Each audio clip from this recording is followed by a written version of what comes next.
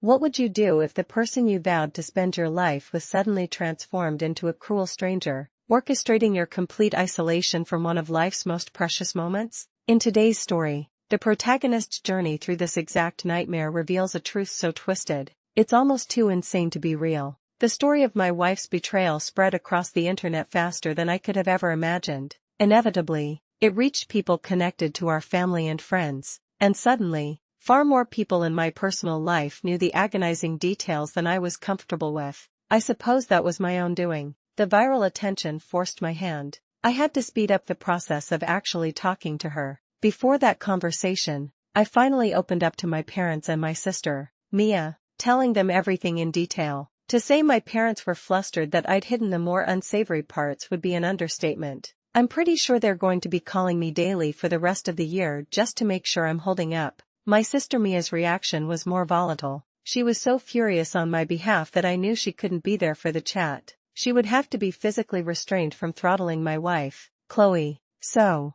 I asked a trusted friend, Mark, to come along instead. So, within hours of my story taking off online, I called Chloe to finally sit down and talk. We decided to meet at a local park that morning. We chose a section with picnic tables, picking one as far away from other people as possible to contain any awkwardness or drama. I even had my friend Mark record the entire conversation from beginning to end, just in case. Honestly, I was just bracing myself to hear some generic affair story, get the confirmation I needed, and get out of there for good. But, of course, it got complicated. When she arrived, she looked terrible. She was haggard and stressed, and I felt a wave of relief seeing that she was, thankfully, without the baby. She immediately tried to launch into some big, emotional reconciliation chat, but I wasn't having it. I wasn't tearing up, nor was I acting like some hardened, emotionless badass. I was just empty. I frankly just wanted to know what all this pain,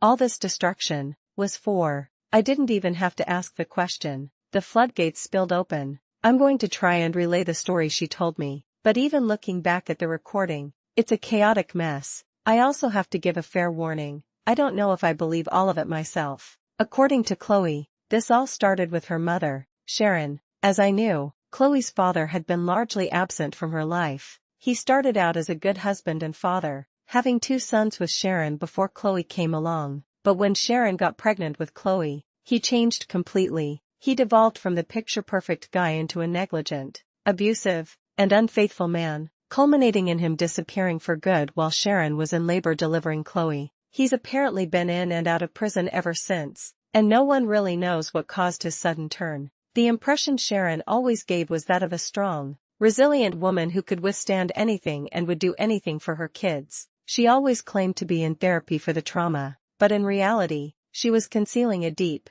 festering hatred for all men, with the exception of her own sons. Chloe also discovered that her mother had secretly stopped going to therapy almost a decade ago but never told anyone. Sharon had always been a bit cold toward me, never hostile, but certainly not warm. Hearing about this secret hatred, I started to see where this was all going. Chloe explained that about half a year before she got pregnant, her mother, Sharon, slowly began sowing seeds of doubt and bitterness into her mind. Sharon had apparently suffered a full mental break. She would suggest that me staying late at work was a sign I was hiding an affair. She'd claim that because I was the majority provider of our income, I was just setting Chloe up for a devastating divorce. Everything her own husband had done to her, Sharon convinced Chloe that I was about to do to her, pumping this poison into her head for months. Chloe always idolized her mother. That admiration, compounded with the anxiety she suffered from for years, made her dive headfirst into the paranoia. The moment she got pregnant,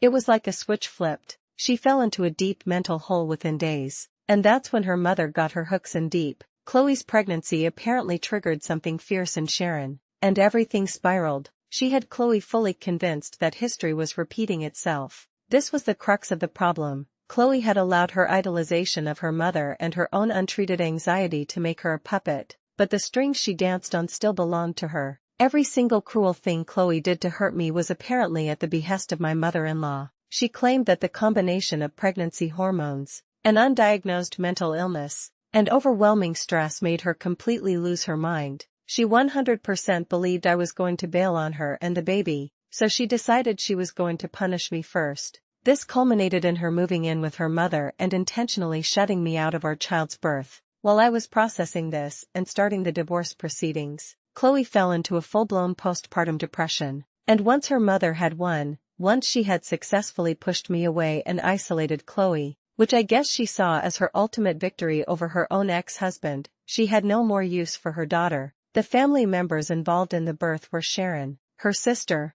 and Chloe's 2 brothers. While Sharon and her sister were in on the plan, Chloe's brothers had been fed the same false narrative about me being a terrible husband. But once Sharon's plan was complete, the entire facade came crumbling down. Chloe's brothers started questioning her, and the whole truth came out. They were horrified. And that's when reality hit Chloe like a freight train. She was postpartum, facing a grueling divorce, no longer welcome in our home, and had alienated me from my own son, all at the behest of a broken, vindictive lunatic. She had torched her entire life because her mother is a broken shell of a human who used her as a pawn to enact some twisted sense of justice. The very same mother who then washed her hands of her the moment she got what she wanted. Or, at least, that's the story she gave me. As one commenter later pointed out, even if her mother is a psycho, my wife is still 100% accountable for her abusive actions. She chose to listen to her mother, she chose to alienate me, and she chose to steal the birth of my child from me. That is all on her. She might be pushing the blame onto her mom because she doesn't want to be held accountable for her vile behavior. Frankly, her story is riddled with holes. The timeline of the abuse, her claims about who was at the delivery, my supposed absence from appointments, the friend she's staying with, it just seems too crazy to be made up. Who would go to the effort to invent something this elaborate while facing everything she's facing? As soon as she finished her story, she told me she was setting up a paternity test and gave me the information I needed. With any luck, it should be done in about a week once I do my part. She then gave me the most sincere, gut-wrenching apology any human has ever given and begged for another chance. I was, frankly, too stunned to say anything, so she left, promising to call me soon. I'm still trying to process it all. I'm almost hoping she's just a cheating psycho who spun this wild sympathy story to throw me off, because this reality is just way too complicated. I don't think I can give her another chance. I don't think I can ever risk my heart or my life with this again. One person who heard my story shared a similar experience, saying, "My ex-wife betrayed me in a way that made it impossible to trust her ever again, no matter what she did from that moment on. In the back of my mind I was worried that she was doubling down on what she'd done, no matter the feelings, or the history. It's pretty damned hard to come back from that." Over 17 years, his ex did nothing to prove his inability to trust her was unwarranted. That fear resonates with me deeply. The story serves as a chilling reminder that profound betrayal, even if it's born from manipulation and mental illness, can shatter trust so completely that it may be impossible to piece back together. It leaves you in the wreckage, questioning everything. So I have to ask, what would you do? Could you ever forgive and rebuild after a deception this deep, even if the person you loved claimed they were a victim too?